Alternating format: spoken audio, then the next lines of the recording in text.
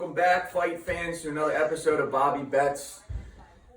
This weekend, we got UFC Fight Night Volkov versus Aspinall kicking off in UFC London. And I got a very special guest with me today. I got cousin Johnny here. We're going to go ahead and break down the main card real quick and give you our picks.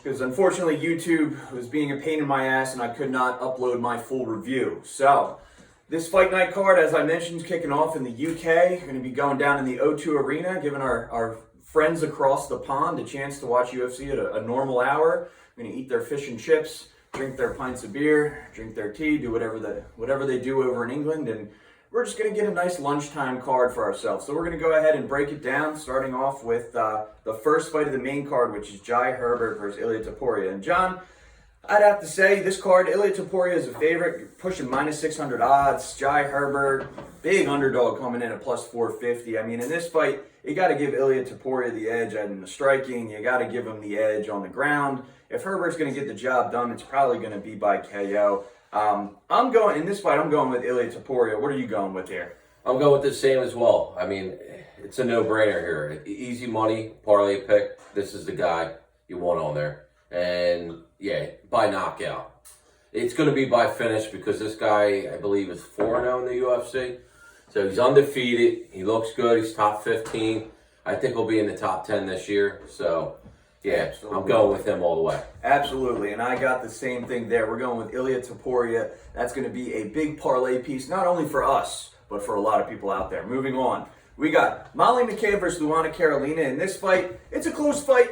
Odds, we got Molly McCann minus 140, Luana Carolina's plus 120. So pretty much a pick 'em, a little bit of juice on Molly McCann. I think the deciding factor for me personally is going to be Molly McCann's pressure in this fight. I think Luana Carolina, although she's the taller fighter, a little bit rangier, she doesn't have much of a ground game for one. On the feet, she's a Muay Thai fighter, but she's more of a stick and move. She doesn't throw a lot of shots, and Molly McCann in her last fight out, if there's one thing that she proved against Ji Young Sung, is that she's going to be in your face and she's going to be throwing a ton of volume. So I think just the pressure, the volume, being able to mix in a takedown. I got Molly McCann in this fight. John, do you see it any other way? I got Molly McCann too. To me, this is not an easy pick, but I think Molly's going to take it and win by decision. Yeah, I don't see this fight being finished, that's for sure. I definitely see this one going to a decision. So, moving on. We got our boy Gunnar Nelson coming back after a 2-year layoff, facing off against Takashi Saito, who's taking the fight on short notice. Gunnar Nelson, a considerable favorite, minus 510. Takashi Saito, short notice, plus 375, probably moving closer to plus 400. I mean, even with the layoff in this fight, it's tough to really side with Takashi Saito, knowing how good Gunnar Nelson is with his jiu-jitsu. And Gunnar Nelson's never been knocked out. And if Takashi Saito is going to get it done, we know he's going to have to get it done with his hands. Last time out, Takashi Saito against Miguel Baeza wasn't a very good showing for him. Ended up getting finished by submission. And if you're getting finished by submission to Miguel Baeza, Gunnar Nelson's going to finish you off by submission. So even with the layoff, it worries me a little bit, but I'm going to go with the heavy favorite here, Gunnar Nelson. How do you feel about it, John? I'm going with Gunnar. I'm not too confident because he's been on a long layoff for like 2 years. But he does have a couple submission wins under his belt. And I think he can do it. And this guy, it's the late replacement fight. So, I mean, I think it's Gunnar for sure. That's what I'm going with. Unless he's got some severe octagon jitters, I think we're going to see a Gunnar Nelson finish in that one. Moving on to the fan favorite, Paddy the Baddy Pimblett, facing off against Kazulu Vargas. The line's absolutely cooked on this one. We're looking at minus 610 for Paddy Pimblett, almost a 6-1 favorite. I mean, you got to edge Paddy the Baddy in this fight. Kazulu Vargas, I'll give him some credit. Last time out, faced off against Zhu Rong, ended up getting the victory. I think he's better than a lot of people give him credit for.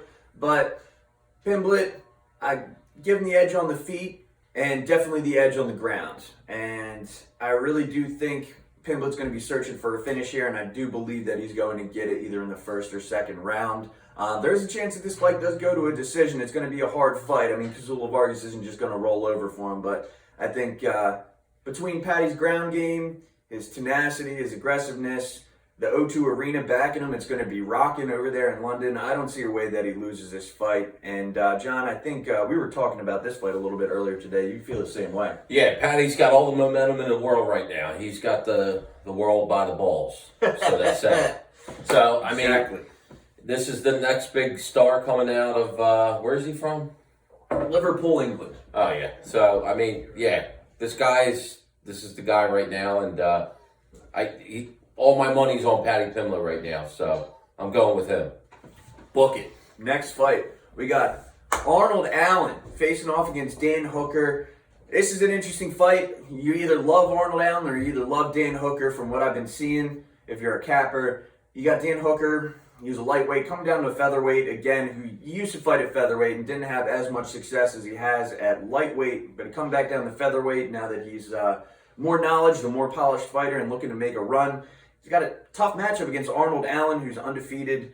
He is the slight favorite in this one at minus 115. If you like Hooker, you can get him at minus 105. I do believe it's going to be a difficult fight, but I like Arnold Allen for a number of different reasons. I think he's going to be the quicker fighter. I think he's going to be able to get inside on Hooker. I think he might be able to frustrate Hooker a little bit with his movement. I don't like Hooker cutting down to 145. I think that's going to zap his gas tank. And if Arnold Allen can use his wrestling and his all-around game, I think he's going to win this decision. Johnny, how you seeing it? I've been a big fan of Arnold Allen for a couple years now. He's on an 8 or 9 fight win streak in the UFC. Hasn't lost in the UFC. The guy is so underrated.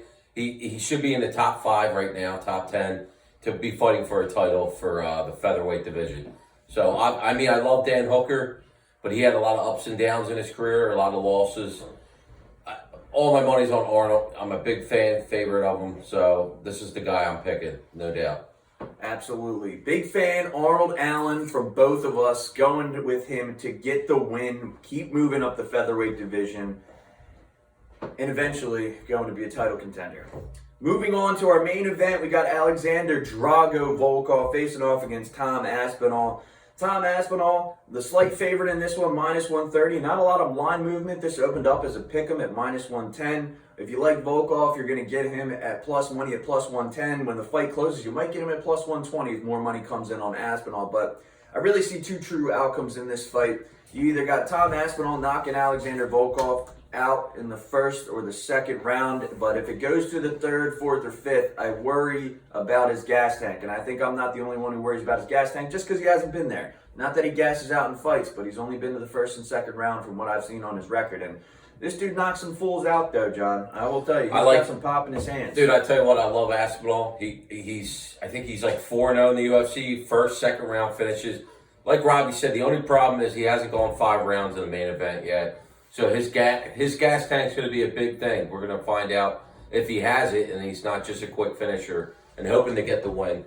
But at the same time, Alexander Volkov, he's been in the UFC for a while now. He's kind of a gatekeeper in my eyes. Most of his fights are boring decisions. He sometimes will outpoint you or he'll just losing by points. But I got the momentum with Tom Aspinall. I really like this guy right now. Top 10, I think he's going to be fighting for a title soon. So, he's my guy for tonight. Yeah, I'd have to side with you again on that one. I do believe, even though it worries me with Volkov being a guy who doesn't get knocked out too many times. I mean, Derek Lewis was the last guy to knock Volkov off. Not off, but out. Because knock him out clean. But if Aspinall's going to get it done, I just think his hands are too fast. And I think he's going to put together a lot of volume. And I do believe just because he hasn't been knocked out a lot doesn't mean he can't get knocked out. And I think that chin's going to be tested. I think Aspinall's got a better all-around game, even if he can mix in a takedown, even though Volkov's long and tough to take down. Aspinall's very explosive. We saw that against Andrei Arlovsky. When he needs to duck his head, grabs a double leg, threw him across the cage, grabbed the neck, cranked the choke. I'm going with Tom Aspinall. Yep. I really do think that he's going to get the job done by knockout in the first or second round. I just think that he's too good of a prospect coming up. I mean, he's going to be in the top 5. He should be fighting the big guys. He should be on the verge of a title shot against the heavyweight champ, Francis Ngannou. And that concludes our breakdown. So we're going to go ahead and give you our picks. So I'm going to go ahead first and run through my picks because I got a lot of them, a lot of straight plays, a lot of parlays, a lot of mixed bags here. And that's because I'm liking what I'm seeing. You know, the UFC London card so far, the lineup outside of Nathaniel Wood dropping out, we got every fight still intact and went a little bit crazy. We're going to have a good time. And then Johnny is going to give you his can't miss parlay at the end. Okay, this one hits 100% of the time. You don't have to worry about it. Chalk it up, put it on the books. Easy money. So I'm going to go ahead first. My straight picks, I got Arnold Allen, 1 unit on Arnold Allen at minus 115. I got 1 unit on Paul Craig. Didn't get a chance to break down some of these fights on the prelims, but main card, we gave you a nice review, but I'm going to go ahead and give you some of my picks as well that are on the prelims. So Paul Craig, I got him over Nikita Krylov, 1 unit, got him at plus 240. Jack Shore, I'm going to put a unit down against him to win against Timur Valiev. That's going to get you even odds. I got plus 100. And I got a couple of parlays here, and these are some interesting ones. First one I got Muhammad Mokaev to win, Ilya Topuria to win over Jai Herbert, Paddy Pimblett to beat Kazulu Vargas. Parlay that together, you get close to even odds. Next one, I got Molly McCann to win in either the 3rd round or by decision. That is a prop on FanDuel. You can get that at plus 100 odds even. That's another unit. I got Paul Craig to win by submission over Krylov. I got at plus 450. That's been bet down to plus 350 at this point. A unit on that to win 3.5 units. I think that's good value because Craig is going to be hunting submissions for 3 straight rounds. I know what I'm getting out of Paul Craig. I think he can get the job done. Next one we got a prop bet parlay. Fight doesn't go the distance against the Paul and Krylov fight, and Ilya Topuria to win by knockout or submission. You parlay that together, you get plus 109, just over even odds. Put a unit on that. Then I got 2 big dirty parlays for you guys where we're going to be saucing. If these hit, you're going to be making good money. So we got Paul Craig to win by submission, Shamil Abdurakhimov to upset Sergey Pavlovich, Mike Grundy to win, and Ilya Topuria to win by knockout or sub. You parlay all that together, it's going to be 32.75 to 1. 32 to 1. I put 0.2 units on that, 1/5 of a unit. That's going to net you a nice pretty penny. Next big dirty that I got is Muhammad Mokaev to win. Paul Craig wins by submission. Shamil Abdurakhimov upsets Sergey Pavlovich. The fight goes to a decision in the Paddy Pimblett and Kazulu Vargas fight. And Ilya Topuria wins by KO or sub. Parlay that together, that's going to get you 85 to 1 odds. Now that is a long one, but if you had to ask me what the outcome in each one of these fights was going to be, this is what I would give you. So I do have some confidence in it. If it hits, like I said, we're going to be rolling in the dough. We're literally going to be Scrooge McDuck diving into a pond full of money, Johnny. We are going to be feeling pretty good. So that's going to be a 1/5 of a unit on that. Going to net us a pretty penny. And the last parlay I got is Molly McCann and Mike Grundy both to win. That's going to get us 2.62 odds, so right around plus 166. You can snag that on DraftKings. I'm going to put a unit on that. And then to wrap it all up, John, what's the parlay we're going with to cap it all off? Let me mention real quick on this card, on the prelims, a couple really good fights to look out for. Look out for the guy, Jack Shore, 15-0. Next prospect, up-and-coming guy. I think he's going to get a win. Also, as well, he mentioned Paul Craig, another great fight on the card. So, all around, this whole card is really good. For a good afternoon, 4 p.m. start card, you can't miss it. And that's the main card. So, you still got the prelims that start even earlier. So, if you got nothing going on today, man, sit back, drink a beer, put your feet up, watch the fights, man. Now, my picks are right now, it's pretty, some cards, it's always a coin flip, but this card, I'm pretty confident in some of these picks I got. I got Jack Shore in my parlay. I got a 5-fight parlay with Jack Shore, Tom Aspinall, Arnold Allen, and what could I say? I got Paddy Pimblett, and I got Topuria. All those guys, I mean, it's kind of an easy pick parlay here. Now, if any one of these guys lose, it to me is an upset, major upset. I'd be really surprised how it turns out. But, I mean, all around, I love this card. I love my parlay pick. I'm very confident winning this money today. Absolutely. So parlay that together depending on where the odds settle with Cousin Johnny's can't miss parlay. You're probably going to get yourself right around plus 750, plus 800 odds, 8 to 1.